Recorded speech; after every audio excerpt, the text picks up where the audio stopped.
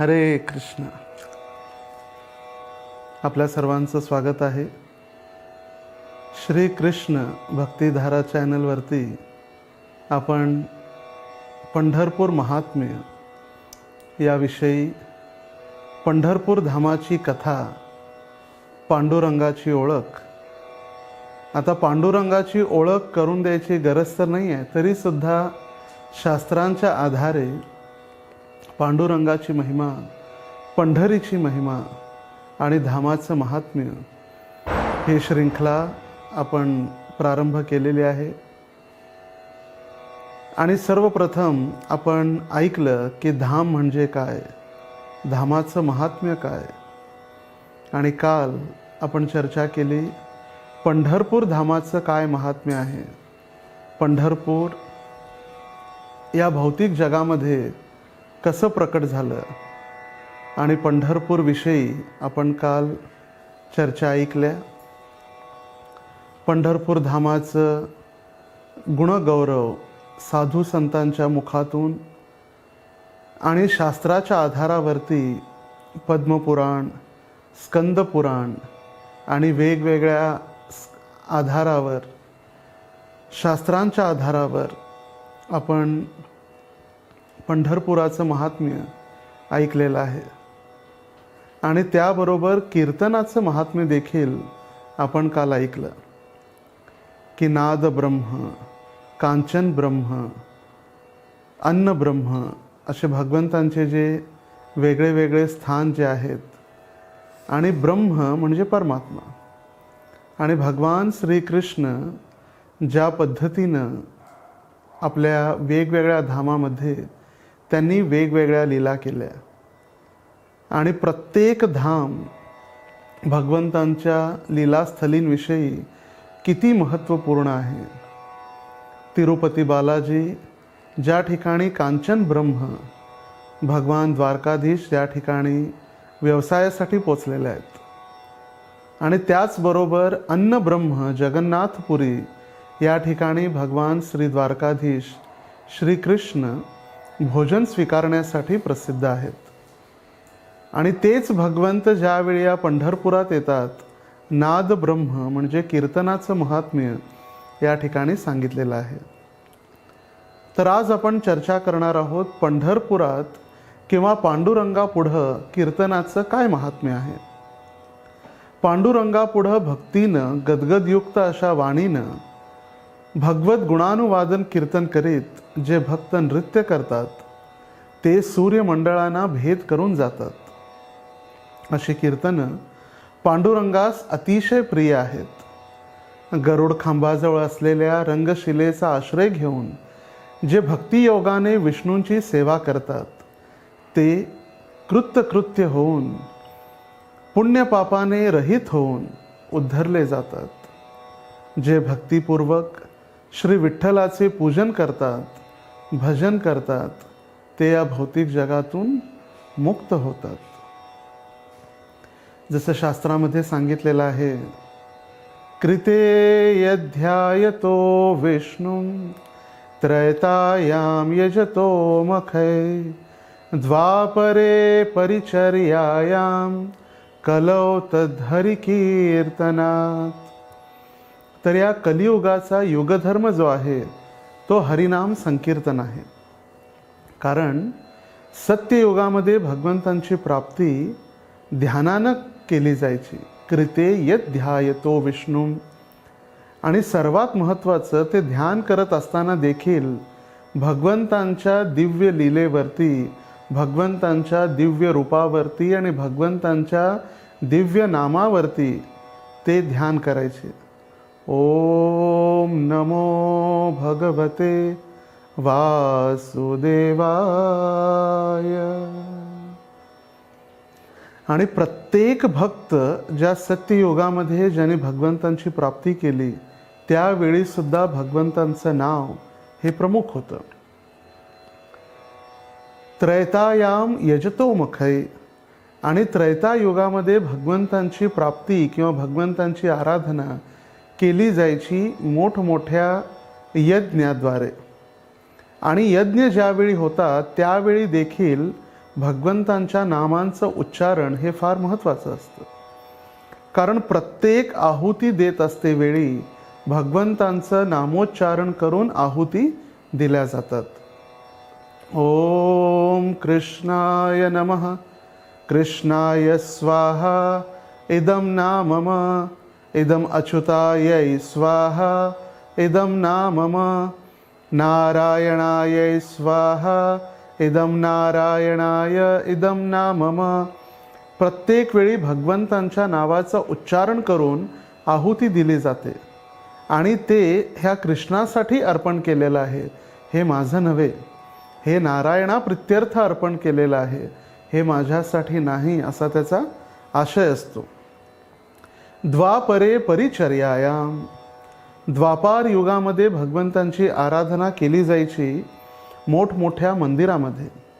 मंदिरामध्ये भगवंतांची आरती, अर्चा विग्रहांची सेवा, शृंगार, भगवंतांचा पोशाख, भगवंतांना नैवेद्य आणि त्यावेळी देखील प्रत्येक ठिकाणी भगवंतांच्या नामाचं उच्चारण हे फार महत्त्वाचं आहे. जसं आपण देखील भगवंतांना आरती अर्पण करतो त्यावेळी इदम आरती ज्यावेळी अर्पण केली जाते, धूपम समर्पयामी कृष्णाय स्वाहा किंवा कृष्णाय नमः, धूप भगवंतांना आम्ही अर्पण करत आहोत आणि त्यावेळी देखील भगवंतांचं नामोच्चारण अगदी महत्त्वाचं आहे. आपण भागवत विधीमध्ये भगवंतांची आराधना करतो आणि भगवंतांची आराधना करते वेळी भागवत विधीमध्ये भगवंतांची आराधना, आरती आणि भगवंतांचा शृंगार, त्याचबरोबर कीर्तनाचं देखील तितकंच महत्त्व आहे. आणि म्हणून सत्ययुगामध्ये देखील भगवंतांचं नाव, त्रेतायुगामध्ये देखील भगवंतांचं नाव आणि द्वापार युगामध्ये देखील भगवंतांचं नाव हे होतंच. कलौ तद हरी कीर्तनात, आणि तेच फळ किंवा तीच भगवंतांची प्राप्ती आपण कलियुगामध्ये भगवंतांच्या नामसंकीर्तनाद्वारे आपण प्राप्त करू शकतो. ज्या भाविक भक्तांनी, ज्या संतांनी, ज्या महाजनांनी भगवंतांची प्राप्ती ध्यान करून, मोठमोठे यज्ञ करून, भगवंतांच्या श्रीविग्रहांची आराधना करून प्राप्त केली, तीच भगवंतांची प्राप्ती आपण कलियुगामध्ये भगवंतांच्या नामसंकीर्तनाद्वारे करू शकतो. आणि म्हणून म्हटलेलं आहे, हरेर नाम हरेर नाम हरेर नामैव केवलम, कलौ नास्तैव नास्तैव नास्तैव गतिरन्यथा. कारण सत्ययुगामध्ये देखील भगवंतांचं हरिनाम होतं, द्वापार युगामध्ये देखील हरिनाम होतं आणि त्रैतायुगामध्ये देखील भगवंतांचं हरिनाम होतं. म्हणून 3 वेळा हरेर नाम हरेर नाम हरेर नाम या शब्दाचा उपयोग केलेला आहे. आणि कलौ नास्तैव नास्तैव नास्तैव, नाही नाही नाही. कारण आपण कलियुगात सत्ययुगाप्रमाणे ध्यान करूच शकत नाही. जर कोणी ध्यान करायला बसलं तर अगदी कधी त्याला झोप येईल किंवा कधी त्याचं चंचल असलेलं मन त्या भगवंतांच्या नावावरून किंवा ध्यान त्याचं कधी तुटून जाईल त्याला कळणार सुद्धा नाही. कधी एखाद्याला आपण सांगावं की अरे बाबा तू ध्यान कर, कुणाचं, भगवंतांचं किंवा कुणाचंही ध्यान कर, पण काळ्या मांजराचं तू ध्यान करू नको. आणि जर आपण त्याला सांगितलं की काळ्या मांजराचं ध्यान करू नको आणि नेमकं अगदी बरोबर त्याला ध्यान लावायला बसल्यानंतर ते काळं मांजरच अगदी पहिल्यांदा आठवं लागतं. आणि म्हणून सांगितलेलं आहे की ध्यान या कलियुगासाठी नाही. आणि त्रैतायुगामध्ये ज्याप्रमाणे यज्ञ किंवा हवन केले जायचे ते सुद्धा आपण या कलियुगात करू शकत नाही.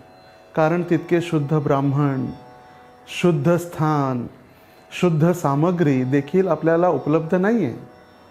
आणि द्वापार युगामध्ये ज्या पद्धतीनं भगवंतांची अर्चा विग्रहांची आराधना केली जायची ती सुद्धा कठीण आहे. कारण जर वैदिक सभ्यतेनुसार जर अर्चा विग्रहांच्या सेवेसाठी जर जे नियम आहेत ते नियम जर आपण पालन करायचे म्हटले तर आपण अगदी स्नानगृहाच्या बाजूलाच बसलं पाहिजे. कोणत्याही शरीराच्या वेगवेगळ्या अवयवांना जर स्पर्श झाला, नाक असो, कान असो, तोंड असो, मग लगेच स्नान करावं लागेल. आणि म्हणून ते इतके नीती नियम आपण पालन करू शकणार नाही. आणि म्हणून कलियुगातील या बद्ध जीवांसाठी भगवंतांनी त्यांच्यावर कृपा करून हा हरे कृष्ण महामंत्र किंवा भगवंतांच्या नामसंकीर्तनाचा मार्ग हा मोकळा करून दिलेला आहे. आणि या नामसंकीर्तनाद्वारे कुणीही, सर्वसाधारण जीव कुणीही असो, तो भगवंतांची प्राप्ती करू शकतो आणि या भौतिक जगातून मुक्त होऊ शकतो. तर भगवंतांच्या ठिकाणी किंवा तीर्थस्थानाच्या ठिकाणी जर आपण स्नान, भगवंतांना प्रणाम आणि भगवंतांची जर आराधना केली तर आपल्या सर्व कामना पूर्ण होऊन सद्गती प्राप्त होते. सद्गती म्हणजे भगवंतांच्या धामाची प्राप्ती होते. श्री पांडुरंगाची सेवा करण्यासाठी देवी देवताही स्वर्गाचं सुख सोडून भूमीवर जन्म घेण्याची इच्छा करतात. मनात असलेली अनेक पापे या क्षेत्राचे केवळ नाव घेण्याने नष्ट होतात. या कलियुगात भगवंतांच्या सेवेशिवाय दुसरे कोणतेही महत्त्वपूर्ण कार्य नाही. भगवंतांच्या मंदिराचे मार्जन केल्याने देवही स्वर्गाला प्राप्त होतात. याचे महात्म्य अपरंपार आहे.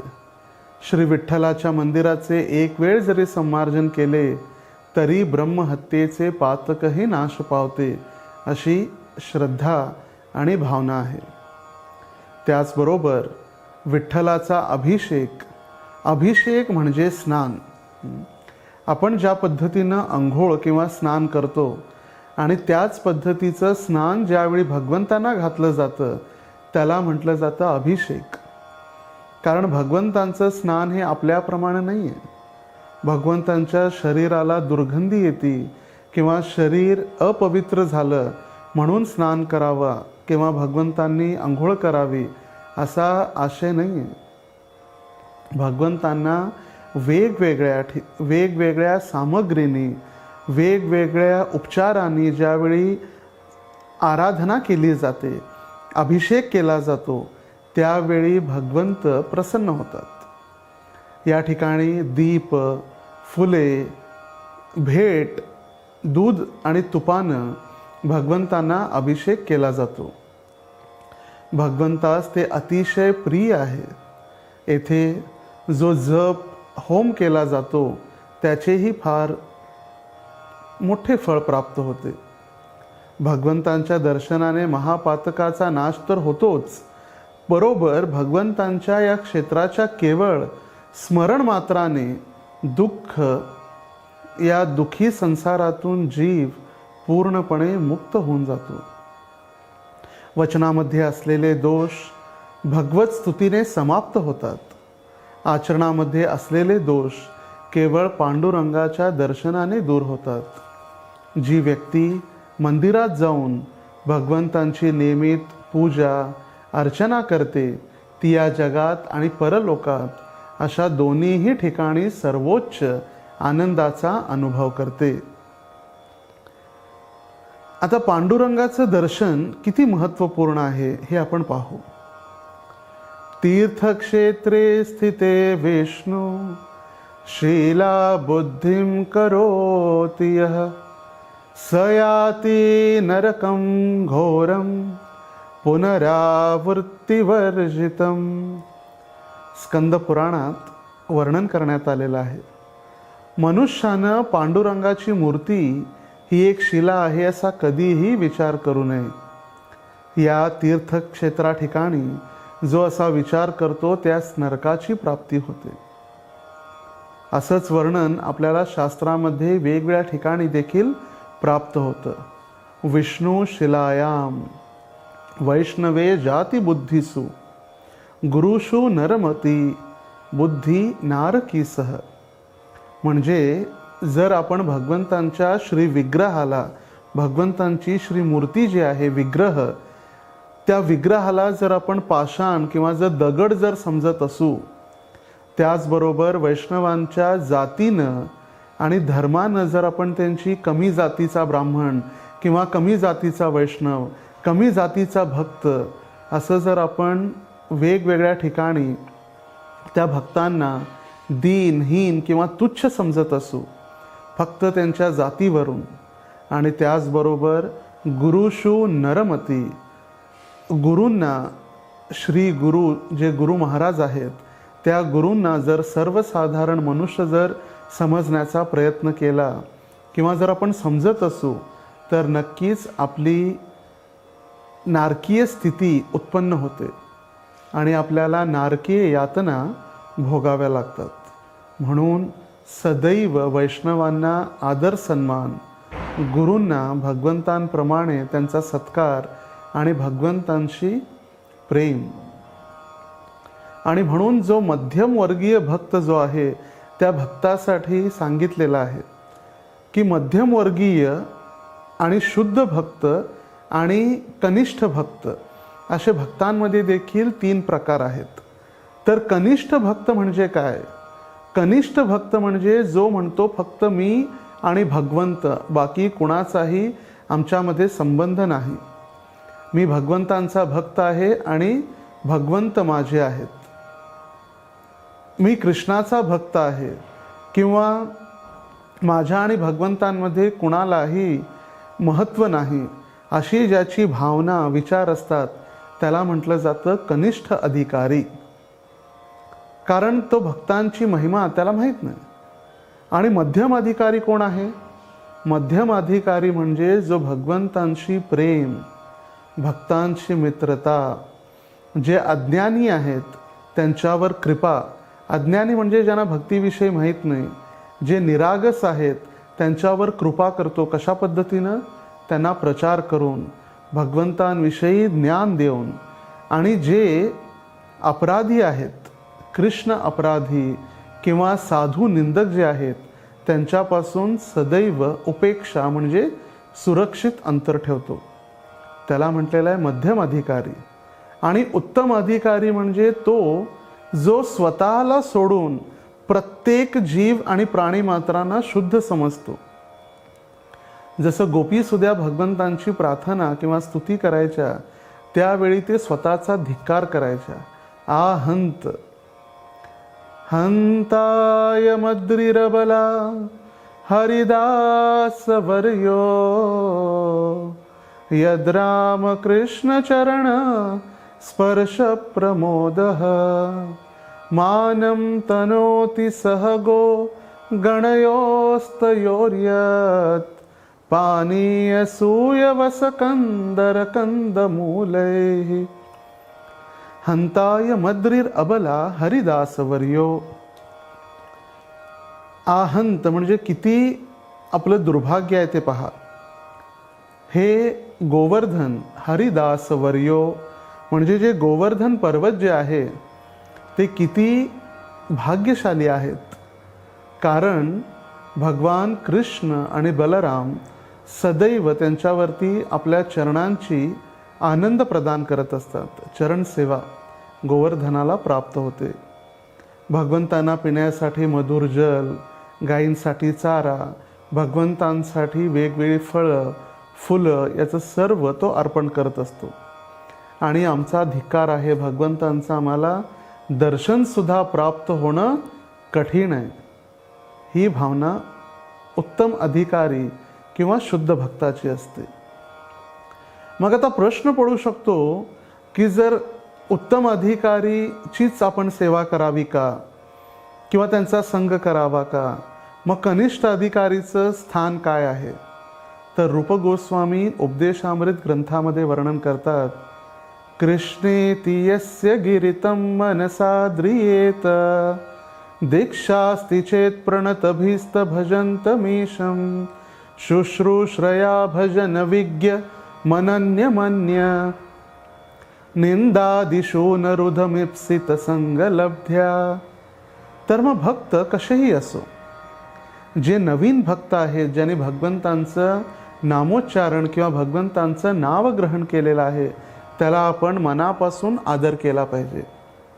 ज्या भक्तांनी आध्यात्मिक गुरूंकडून विधिवत दीक्षा घेतली आहे, त्या भक्तांना, ज्यांनी श्री विग्रहांच्या विग्रह सेवेमध्ये आपली सेवा जे करीत आहेत, आपला वेळ देत आहेत, अशा भक्तांना दंडवत प्रणाम करून त्यांना आपण सन्मान केला पाहिजे.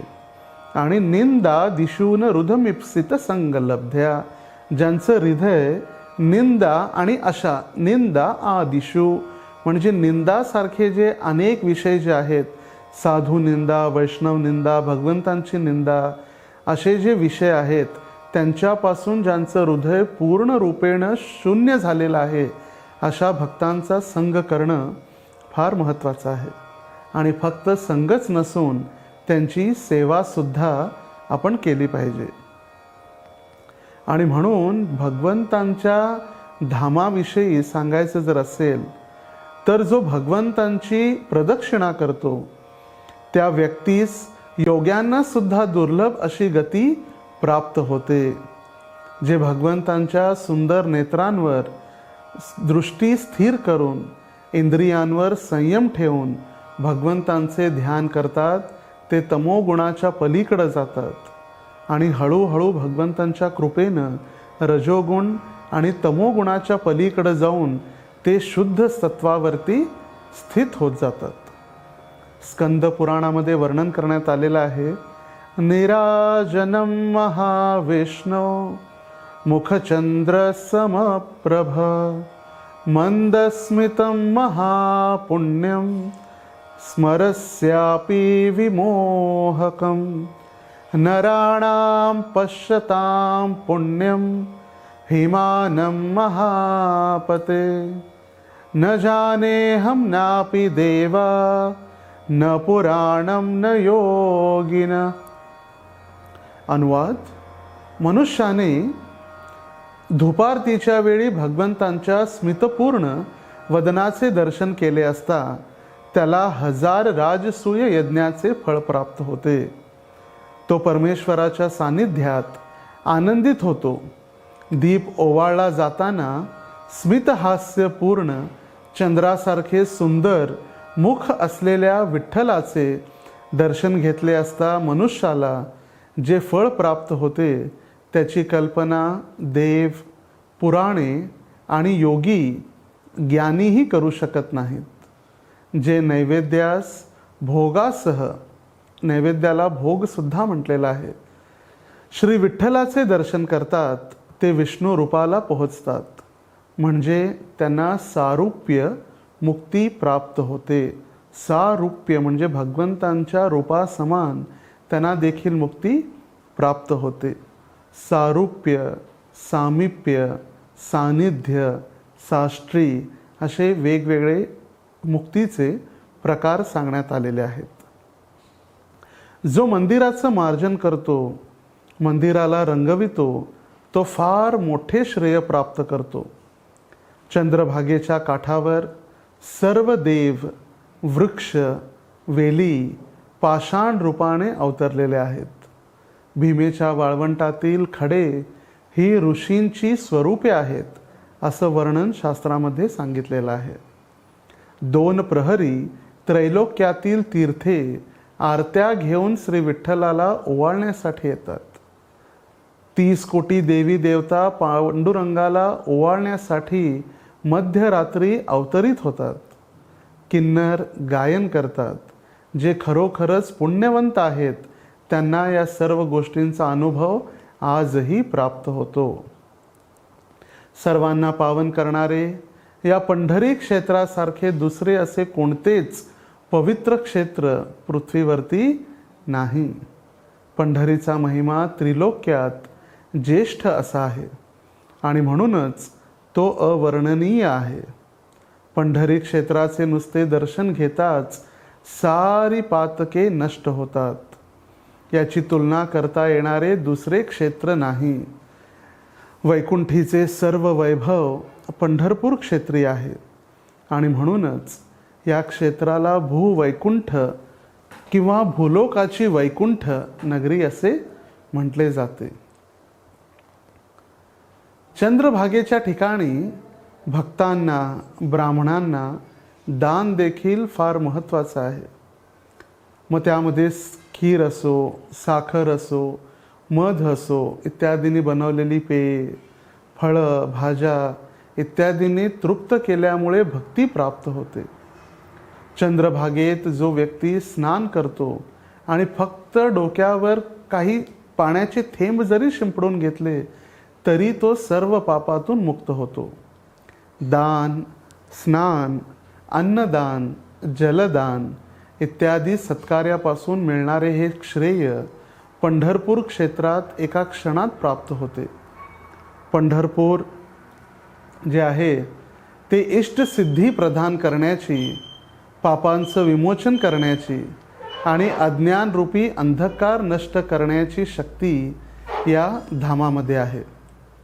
असं म्हटलं जातं, या संसारात एखाद्या वांज स्त्रीला पुत्र होऊ शकेल, आकाशात फुले फुलू शकतील, दगडालाही ऐकू येऊ शकेल, परंतु पांडुरंगाच्या पुण्यधाम पंढरपूर क्षेत्राचे सेवन केल्यानंतर व्यक्तीचा पुनर्जन्म मात्र कधीही होत नाही.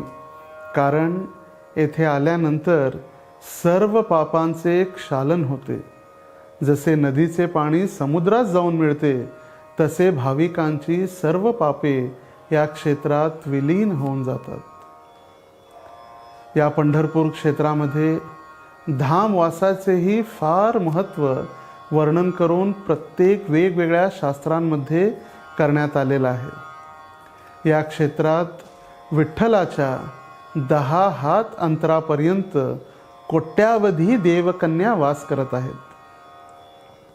विठ्ठलाच्या क्षेत्री आपण पाप करो वा पुण्य त्यांचे अनंत फळ मिळते. असे सांगण्यात आलेले आहे की गंगासागराच्या संगमावर कुरुक्षेत्र, महाक्षेत्र, केदार, नैमिषारण्य येथे 1000 वर्ष राहिल्याने जे फळ किंवा जे श्रेय प्राप्त होते ते विठ्ठलाच्या समीप राहिल्याने आपल्याला प्राप्त होऊ शकते. अनेक सिद्धींची प्राप्ती करणं प्राय कलियुगात कठीण आहे. तसेच पंढरपूर धामाच्या किंवा क्षेत्राचा धामवास देखील प्राप्त करणं अगदी कठीण आहे. या क्षेत्री पंढरी धामामध्ये 1 दिवस केलेल्या वास्तव्यानं मनुष्य कृतार्थ होऊ शकतो. आणि म्हणून या पंढरीची महिमा जितकी वर्णावी तितकी कमीच आहे. वाराणसीपेक्षा 10 पट, श्रीगिरीहून अनंत पट या क्षेत्री राहून देवांनीही ज्याला वंदन केले आहे अशा श्री विठ्ठलाचे प्रेमाने पूजन करावे. देवतांच्या 60,000 वर्ष दर्शनाचे जे फळ, ते फळ मनुष्य या फक्त पंढरीच्या दर्शनाने प्राप्त करतो. मनुष्य जन्मच मुळात दुर्लभ आहे, पण त्या मनुष्य जन्म प्राप्त झाल्यानंतर भगवंतांची भक्ती प्राप्त करणं अगदी विरला किंवा अति दुर्लभ आहे.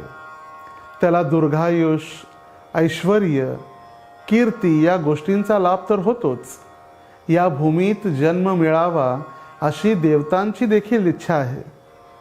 कमीत कमी एकदा तरी पंढरपूर क्षेत्री विष्णू दर्शन होईल या निश्चयाने या ठिकाणी दानधर्म करणाऱ्यास अनंत फळाची प्राप्ती होते. जो या पंढरपूर क्षेत्री जातो त्याचे पितर देखील आनंदित होतात. वेदवेत्ते, विद्वान, दरिद्री ब्राह्मणांचे जो पालन पोषण करतो त्याला हजारो अश्वमेध यज्ञ करण्याचे फळ त्याला दररोज प्राप्त होते. आणि म्हणून या पंढरपूरविषयी महाराष्ट्रातील जे मोठे मोठे आणि प्रसिद्ध संत होऊन गेले आणि म्हणून या महाराष्ट्राला संतांची भूमी असं देखील म्हटलेलं आहे. कित्येक संत, तर प्रत्येक संतांनी आपापल्या काव्यामध्ये, आपापल्या ग्रंथांमध्ये या पंढरीविषयी महात्म्य वर्णन केलेलं आहे. जसं संत तुकाराम महाराज म्हणतात, संपत्ती सोहळे नावडे मनाला, लागला टकळा पंढरीचा. जावे पंढरीसी आवडी मानसी, कधी एकादशी आषाढी हे. तुका म्हणे ऐसे आर्त ज्यांचे मनी, त्याची चक्रपाणी वाट पाहे. पंढरीचा महिमा देता आणि उपमा, ऐसा ठाव नाही कोटे. देव उभा उभी वेटे, न करी आळस आळिया संसारी. पाहे पाहे पंढरी भूवैकुंठ. या संसारामध्ये जितकीही संपत्ती आपल्याजवळ आहे ती मनाला काहीही आवडत नाही. कारण ह्या मनाला प्रेम किंवा लळा लागलेला आहे पंढरीला जाण्याचा. आणि कधी एकदा आषाढी एकादशी येईल हीच मनातील तीव्र इच्छा तुकाराम महाराजांच्या हृदयी प्रकट होत आहे. आणि चक्रपाणी म्हणजे ज्यांनी सुदर्शन आपल्या हातामध्ये धारण केलेलं आहे. पाणी म्हणजे धारण करणं. चक्रपाणी, गदापाणी, शारंगपाणी असे भगवंत आमची वाट पाहत आहेत. ऐसा ठाव नाही कोठे, देव उभी भेटे. देव उभारलेला आहे, करकटेवरी ठेवूनिया. आपल्या प्रत्येक भक्ताचं वाट पाहत भगवंत त्या ठिकाणी भूवैकुंठी ते उभे आहेत. संत भानुदास महाराज म्हणतात, धन्य धन्य ते नगर, भूवैकुंठ पंढरपूर. धन्य धन्य चंद्रभागा मध्ये पुंडलिक उभा. धन्य पंढरीचा वास, देवा मागे भानुदास. धन्य धन्य ते नगर. बघा, इतकं धन्य आणि इतकी महत्त्वपूर्ण या साधू संतांनी या पंढरीची महिमा वर्णिलेली आहे. संत सोखामेळा महाराज म्हणतात, विठ्ठल विठ्ठल गजरी, अवघी दुमदुमली पंढरी. होतो हरिनामाचा गजर, दिंड्या पताकांचे भार. विठ्ठल विठ्ठल गजरी, अवघी दुमदुमली पंढरी. कारण सदैव विठ्ठलाच्या नामाचा जयघोष या नाद ब्रह्म पंढरीमध्ये चाललेला असतो. कधीही न थांबणारा अखंड भगवंतांचं नामस्मरण, भगवंतांचं कीर्तन या पंढरीमध्ये चाललेलं आहे. आणि या फक्त भगवंतांच्या नामोच्चारणानं ही पंढरी दुमदुमलेली आहे. संत जनाबाई म्हणतात, पंढरीचा वार करी, त्याचे पाय माझे शिरी. तो का उत्तम चांडाळ, पायी ठेवीन कपाळ. वंद होय हरिहरा, सिद्ध मुनी ऋषीश्वरा. मुखी नाम गरजेवाणी, म्हणे नामयाची जनी. बघा, कुणीही असो, भगवंतांचं दर्शन जे आहे हा पांडुरंग प्रत्येकाचा कैवारी आहे. मग चांडाळ असो, श्रीमंत असो, ब्राह्मण असो, शुनिकेच श्वपाकेच असो. चांडाळ म्हणजे कुत्र्याचं मांस खाणारा, शुनीचैव श्वपाकेच म्हणजे कुत्र्याचं मांस खाणारा. श्वपाक, ज्याला कुत्र्याचं मांस खाणाऱ्या व्यक्तीला चांडाळ किंवा श्वपाक असं म्हटलं जातं. तर कुणीही असो, भगवंतांचं धाम किंवा पांडुरंग सर्वांसाठी आहे. नामदेव महाराज म्हणतात, देखोनिया पंढरपूर, जीवा आनंद अपार. टाळ मृदंग वाजती, राम कृष्ण उच्चारिती. दिंड्या पताकांचा मेळ, नाचती हरुषे गोपाळ. चंद्रभागा उत्तम स्नान, स्नाने पतित पावन. ऐसे तीर्थ कोणी दाखवा सुलभ, जेथे समारंभ हरिकथेचा. ऐसा तीर्थ कोणी दाखवा मुकरूप, जेथे त्रिविध ताप हरपती. नामा म्हणे संत जनांचे माहेर, गाता मनोहर गोड वाटे. ज्या ठिकाणी सदैव हरिकथा, भगवंतांच्या दिव्य कीर्तन प्रत्येक भक्ताच्या मुखातून प्रारंभ झालेला आहे. ज्या ठिकाणी गेल्यानंतर जे त्रिध ताप आहेत, त्रिविध ताप, आधी भौतिक, आधी दैविक आणि आध्यात्मिक असे सर्व त्रिविध ताप ज्या ठिकाणी गेल्यानंतर पूर्णपणे नष्ट होतात, अशी ही पंढरी. आणि हे पंढरपूर क्षेत्र महाराष्ट्राचे मुख्य आध्यात्मिक केंद्र आणि संपूर्ण महाराष्ट्राची आध्यात्मिक राजधानी, जे जनसामान्यांच्या आणि भक्तांच्या हृदयात वसलेलं आहे. धाम महात्म्य जाणल्यानंतर आपणास धाम यात्रा करण्याची इच्छा जागृत होते. परंतु आपण हेही लक्षात ठेवलं पाहिजे की धाम यात्रा करताना आपल्याकडून कोणतेही अपराध होऊ नयेत. जसं भगवंतांची सेवा करतेवेळी आपल्याकडून कोणतेही सेवा अपराध होऊ नये याची आपण काळजी घेतो, त्याच पद्धतीनं भगवंतांचं धाम आणि भगवंत हे देखील अभिन्न आहेत. हे सर्वसाधारण ठिकाणी ज्यावेळी आपण पिकनिक करण्यासाठी किंवा फिरण्यासाठी जातो, तसं धामात कधीही जाता कामा नये. भगवंतांच्या धामी आपण भगवंतांची प्राप्ती करण्यासाठी, भगवंतांचा अनुभव घेण्यासाठी, भगवंतांच्या शुद्ध भक्तांचा, संतांचा संग प्राप्त करण्यासाठी आपण धामात जातो. आणि म्हणून कृष्ण भावना भावित होऊन यात्रा सफल व्हावी यासाठी आपण काही नियमांचं पालन करणं अगदी आवश्यक असतं. पवित्र धामात प्रवेश करता क्षणीच आपण आपल्या भौतिक उच्च पदाचा, मान, प्रतिष्ठेचा विचार न करता धामाच्या त्या प्रवेश केल्यानंतर धामामध्ये पवित्र धुळीमध्ये आपण दंडवत प्रणाम करायला हवा. मग आपण राजा असो, श्रीमंत असो, नेते असो, अभिनेते असो, कुणी असो, पण भगवंतांच्या धामात आपण ज्यावेळी प्रवेश करतो त्यावेळी लगेच आपण मस्तक जमिनीवर टेकून ती धूळ, पवित्र अशी भगवंतांच्या धामातली रज आपल्या माथ्यावरती लागणं फार गरजेचं आहे. असं सांगितलं जातं की धामात जातेवेळी आपला भाव अक्रूरांसारखा असावा. कारण अक्रूर जेव्हा वृंदावनास गेले कृष्ण आणि बलरामांना घेऊन येण्यासाठी, तेव्हा त्या अक्रूरांचे भाव, विचार, चिंतनाचे वर्णन करताना असं शास्त्रांमध्ये श्रीमद भागवतात वर्णन करण्यात आलेलं आहे. अक्रूर संपूर्ण यात्रेच्या वेळी श्रीकृष्णांचे स्मरण आणि फक्त चिंतन करत होता. ज्यावेळी अक्रूर वृंदावनास पोहोचले त्यावेळी सायंकाळ झालेली होती. वृंदावनाच्या सीमेत प्रवेश करता क्षणीच त्यांना गोपद आणि श्रीकृष्णांच्या चरणचिन्हांचे दर्शन झाले.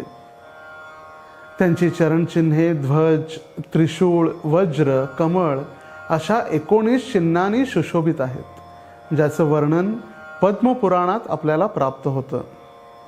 श्रीकृष्णांच्या चरणचिन्हांचे दर्शन होताच आनंद तिरेकाने त्यांचे शरीर अगदी कंपित होऊ लागले आणि डोळ्यातून आनंदाचे अश्रुप्रवाह होऊ लागले.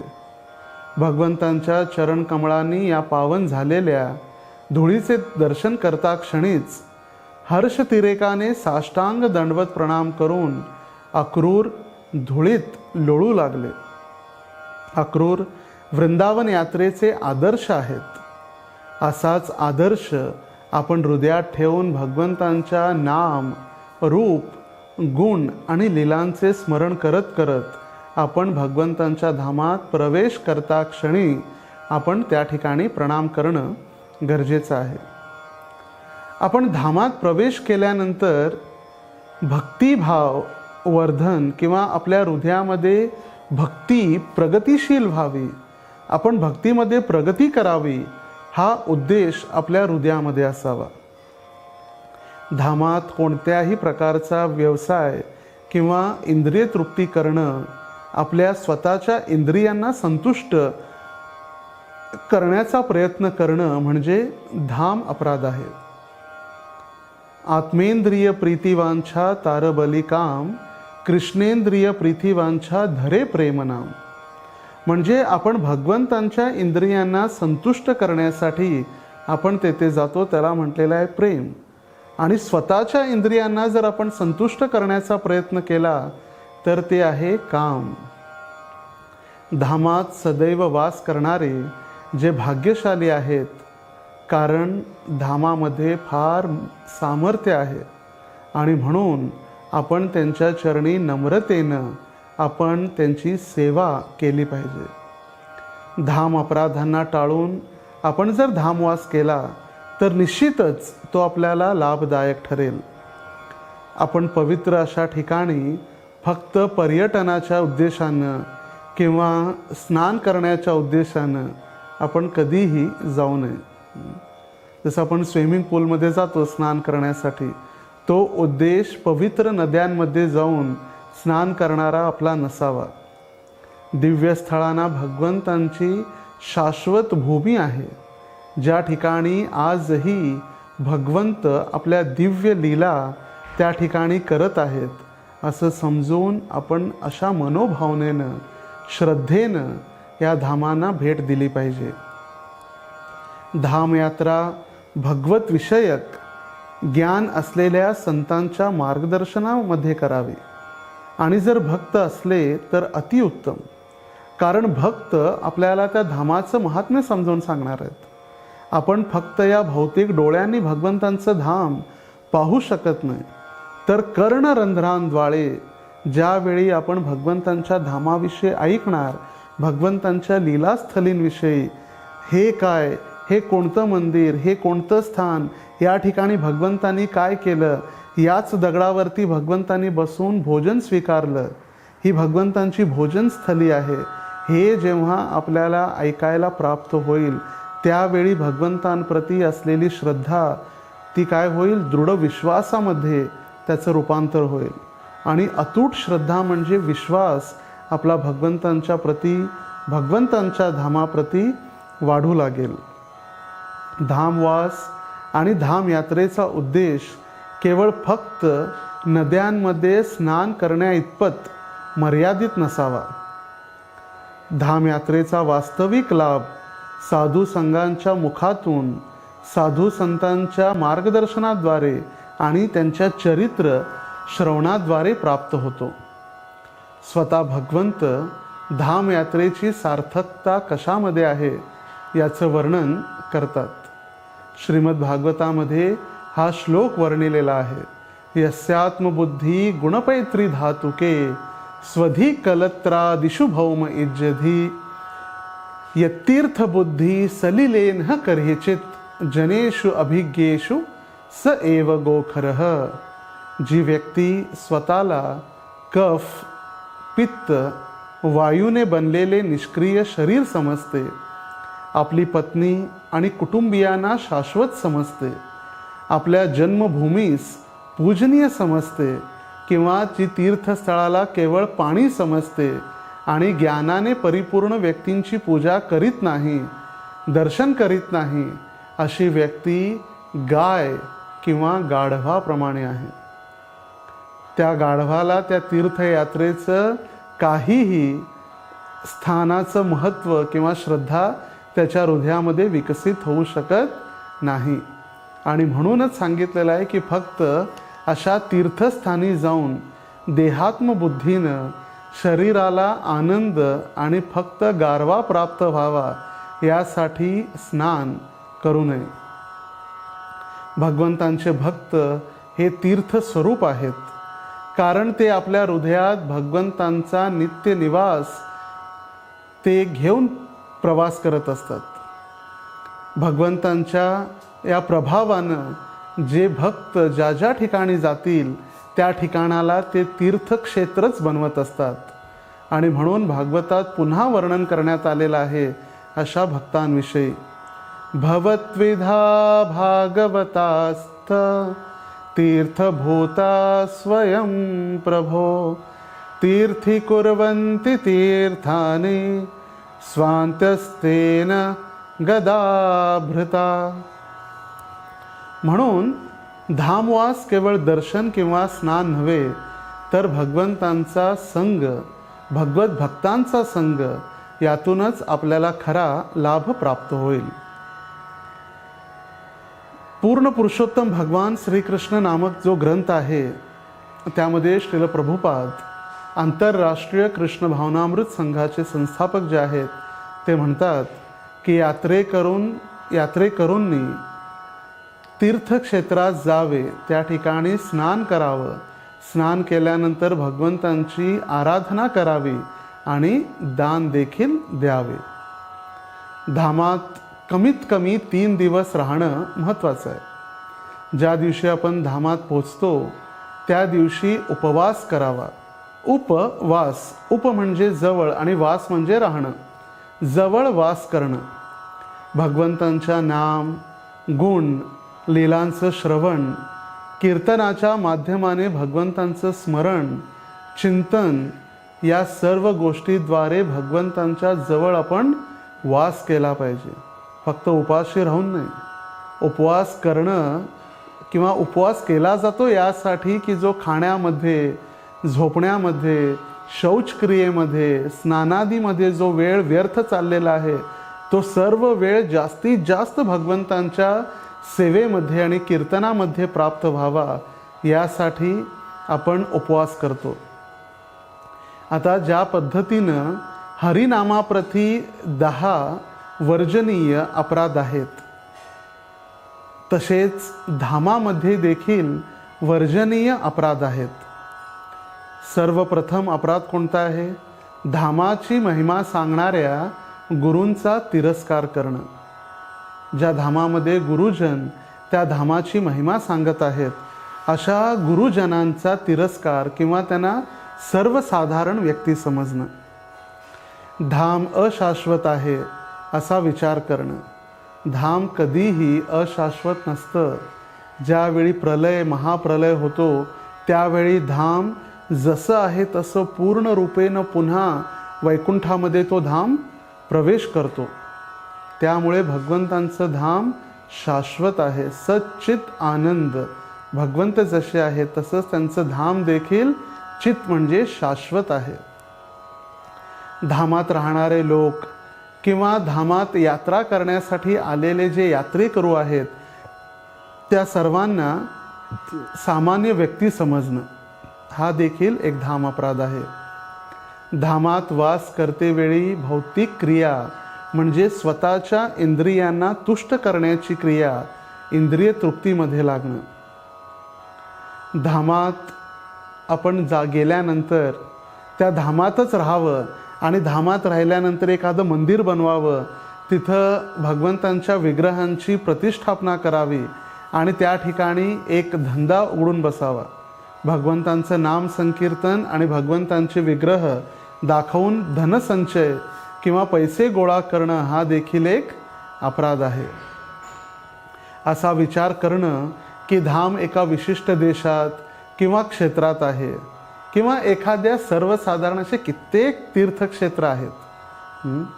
तुळजापूर आहे, अक्कलकोट आहे, शनी शिंगणापूर आहे, असंच एखादं एक पंढरपूर देखील आहे किंवा धाम आहे, विष्णूची स्थली आहे, हे सुद्धा समजणं एक अपराध आहे.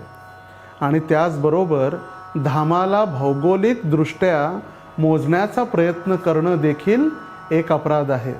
अर्धा किलोमीटर किंवा 1 किलोमीटर आहे रुंद आहे, 1000 मीटर रुंदी आहे, हा भौतिकदृष्ट्या मोजण्याचा प्रयत्न करणं देखील अपराध आहे.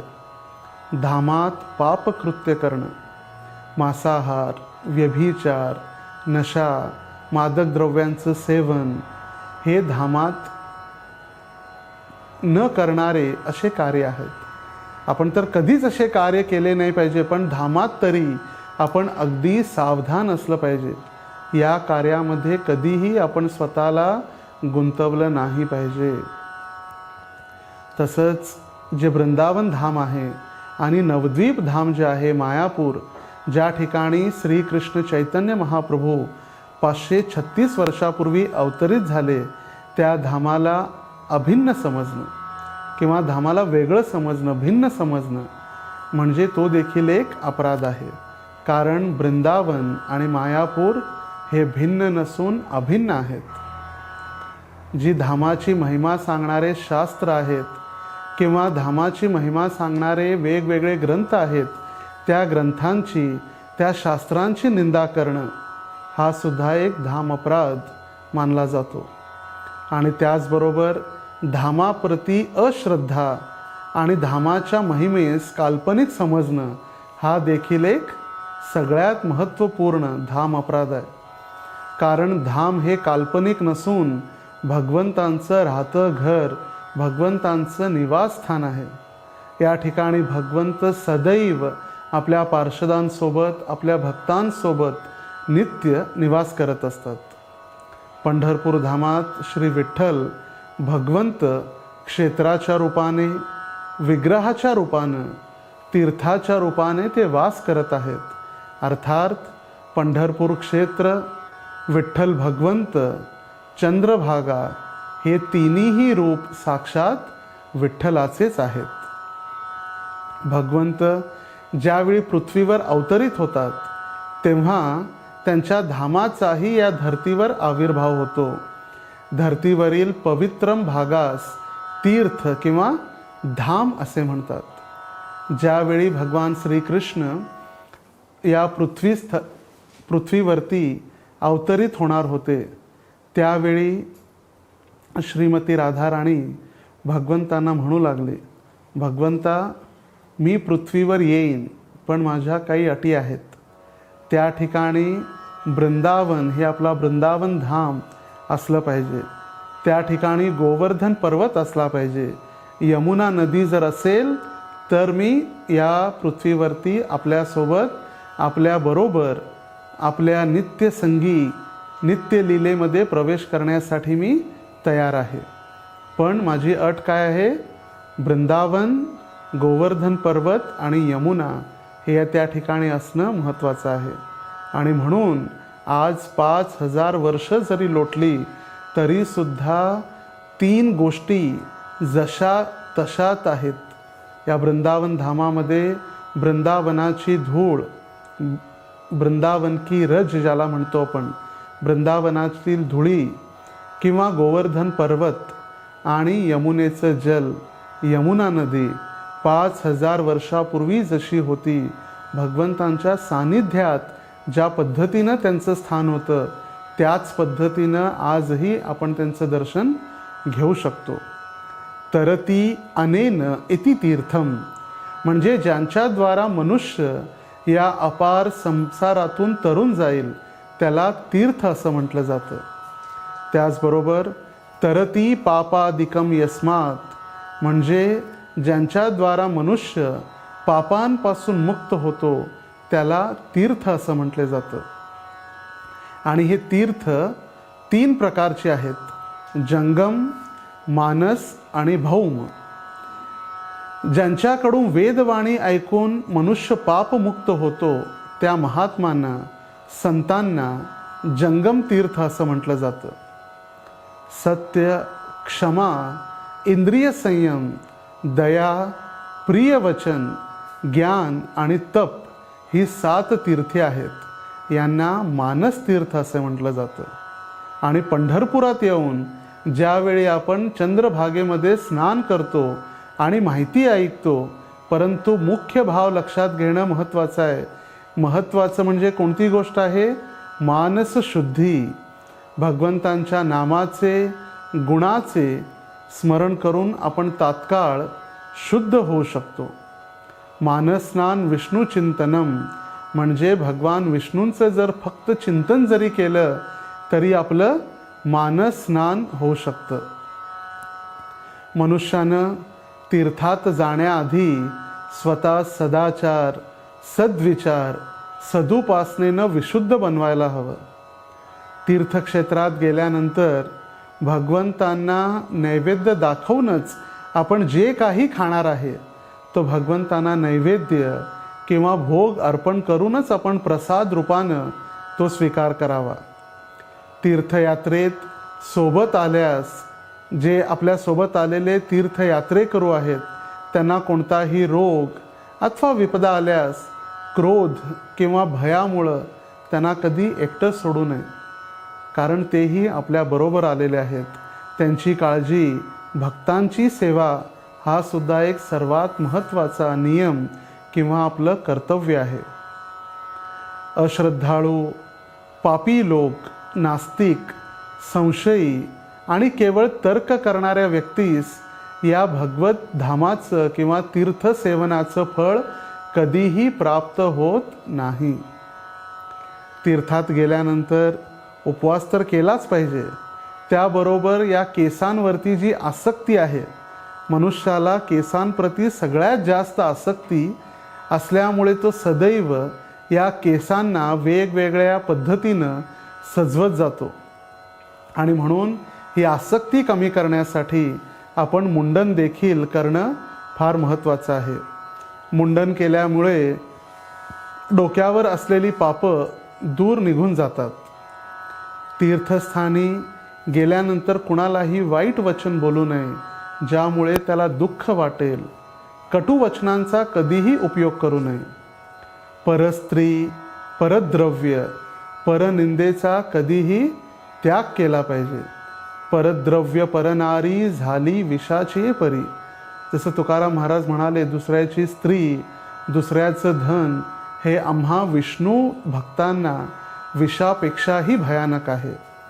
कुणाचीही ईर्ष्या करू नये, खोटं बोलू नये, विषय वासनांपासून दूर राहावं, मनाची चंचलता प्रयत्नपूर्वक दूर करावी.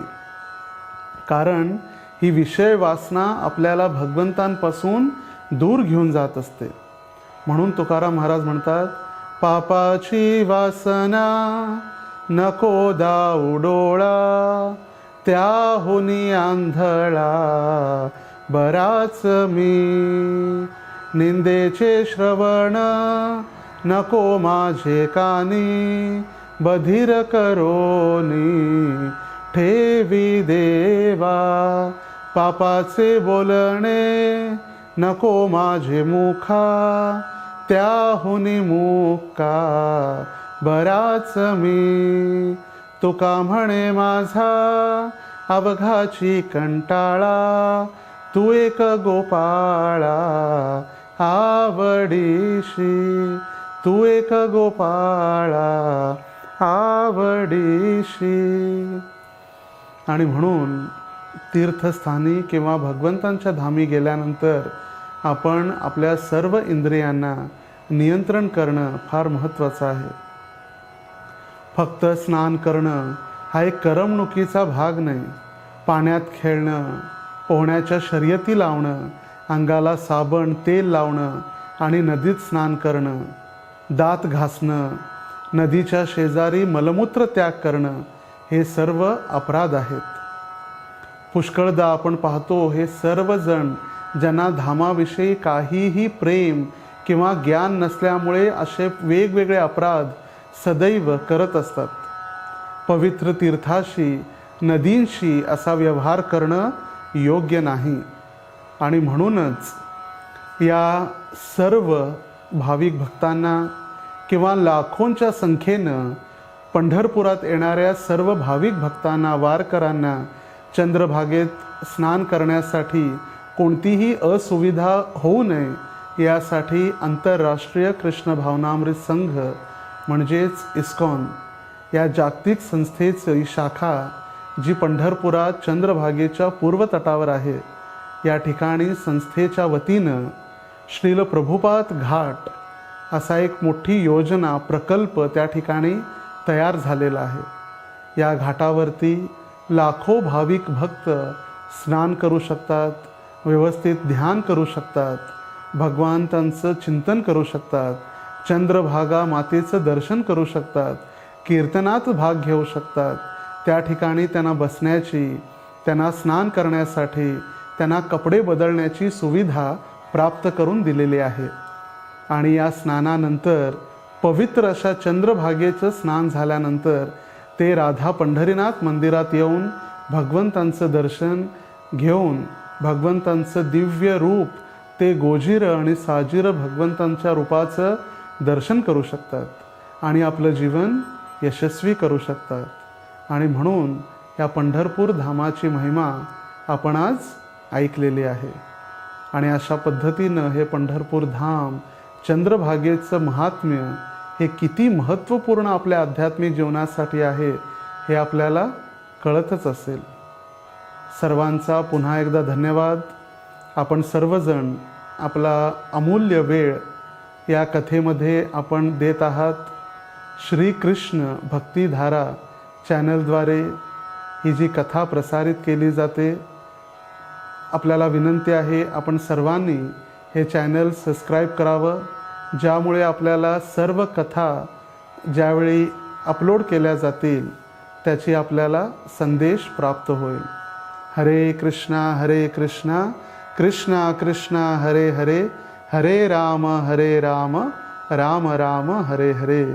पंढरीनाथ भगवान की जय. विठ्ठल रुक्मिणी की जय. श्रील प्रभुपाद की जय. पंढरपूर धाम की जय. निताई गौर प्रेमानंदे. हरि हरि बोल. हरे कृष्ण.